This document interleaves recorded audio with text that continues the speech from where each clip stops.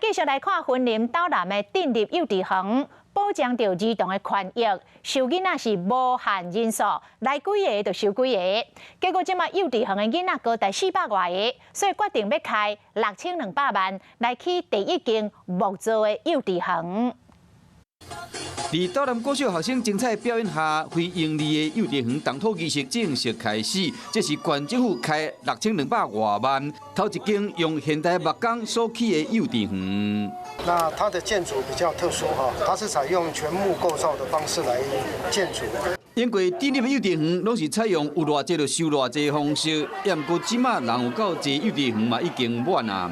阮血渗脱哈，可以舒缓喘息一下。这间幼稚园若起好，差不多会使加4个班级100个囡仔的名额。馆长周立先鼓励大家会生尽量生。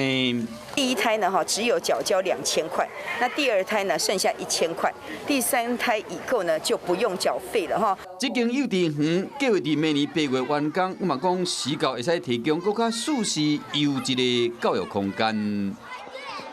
Hello， 大家好，我是乃瑜，要教给大家2个任务。第一个，华视新闻的脸书专页，你按赞了吗？